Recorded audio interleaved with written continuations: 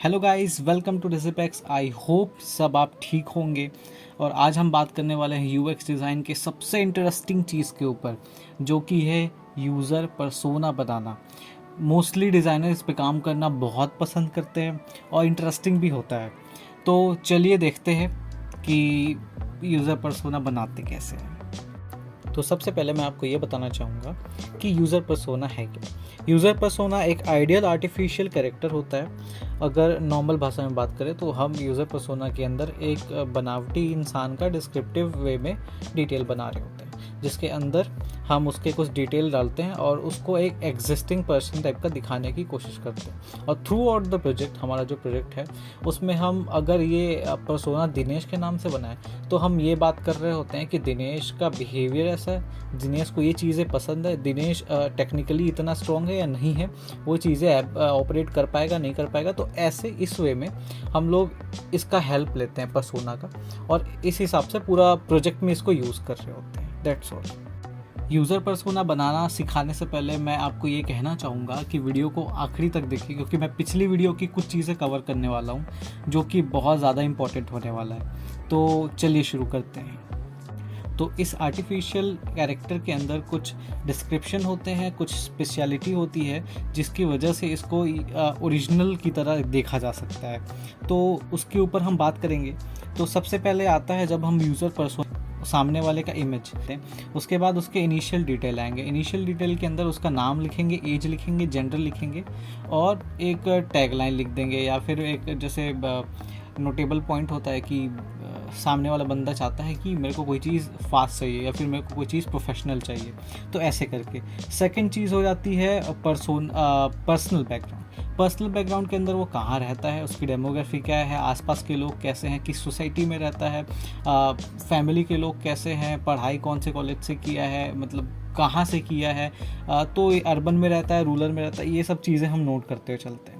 Professional status के अंदर अगर वो बंदा जॉब करता है तो किस प्रकार का जॉब करता है, उसकी सैलरी कैसी है, कौन से फील्ड में है और कौन से प्रोफेशन से उसने पढ़ाई करी है, एंड उसका लैंग्वेज कौन सा है, वो चीज़ें लिख रहे होते हैं। फोर्थ थिंग, हम आगे बढ़ते हैं यूज़र इन्वायरमेंट के ऊपर। यूज़र इन्वायरमेंट में होती क्या है?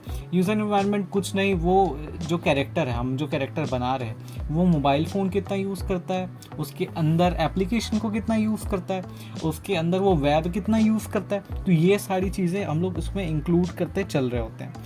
उसके बाद आ जाता है नंबर 5 पे, साइकिक नेचर। उस बंदे का साइकिक नेचर कैसा है? क्या वो बहुत गुस्सा करता है? क्या वो शॉपिंग पे बहुत ज़्यादा ध्यान देता है? क्या उसको म्यूज़िक सुनना बहुत पसंद है? या फिर वो बहुत जल्दी जल्दी चीज़ों को ऑपरेट कर रहा होता है? तो ये साइकिक नेचर को हम लोग नोट करते हुए चल रहे होते हैं। क्या उसका प्रॉब्लम सॉल्विंग स्किल कैसा है? तो तुरंत और डिजिटल वाले वे में सोचता है या फिर वो फिज़िकल वाले वे में सोचता है? सॉल्यूशन कैसे ढूंढता है? ये सारी उसके नेचर में हम लोग इंक्लूड करते हैं। सबसे आखिरी, एंड गोल।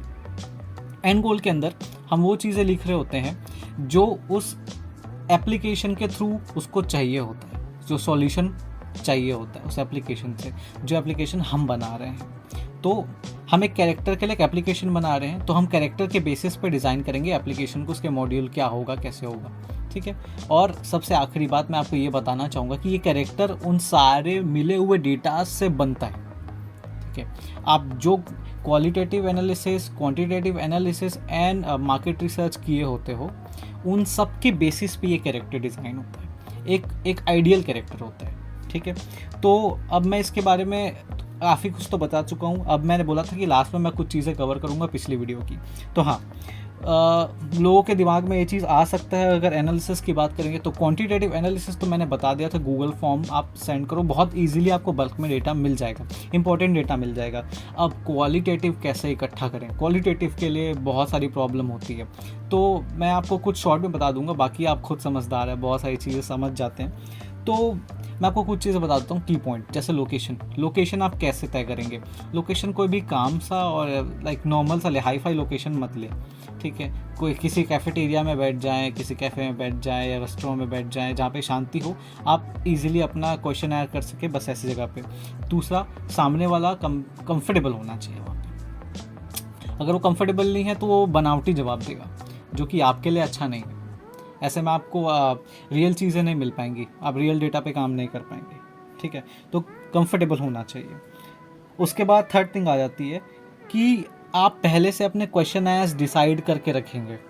वहाँ पे नहीं कि आप अपने से क्वेश्चंस बना रहे हैं, आप भी हेजिटेट हो रहे हैं, वो भी हेजिटेट हो रहे हैं, और लाइक दोनों के बीच में बड़ा ऑकवर्ड सा सीन हो जाएगा। तो मैं आपको यही सजेस्ट करूँगा कि आप क्वेश्चन एज पहले से डिसाइड करके रखें या नोट करते हुए चलें, ठीक है। आप क्वेश्चंस बस उनको बोलें और आप धीरे से उनको ऑब्जॉर्व करते रहें। उसके बाद आप टफ लैंग्वेज या टफ वर्ड्स का यूज़ नहीं करेंगे, जार्गन नहीं होना चाहिए, ठीक है। जार्गन का मतलब एक लाइक हाई फाई एकदम हाइपर टेक्निकल वर्ड्स का यूज़ बिल्कुल नहीं करेंगे, उनको उन्हीं के लैंग्वेज में ही सवाल करेंगे, ठीक है।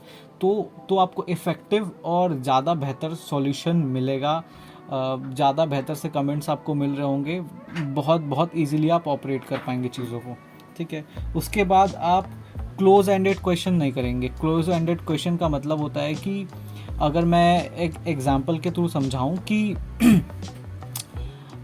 आपने पूछा कि आप एप्लीकेशन चलाते हैं या नहीं चलाते हैं, तो सामने वाले ने जवाब देना है हाँ या नहीं, तो ये क्लोज एंडेड। आपके बाद फिर से एक क्वेश्चन पूछना पड़ेगा।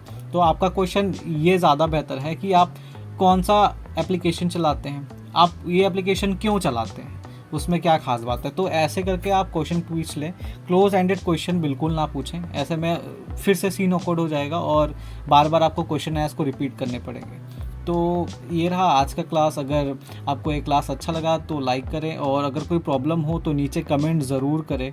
अगर कुछ भी चीज़ समझ में नहीं आई हो तो भी नीचे कमेंट करके पूछ लिया करें, और शेयर कर दें और सब्सक्राइब करे बिना नहीं जाइएगा।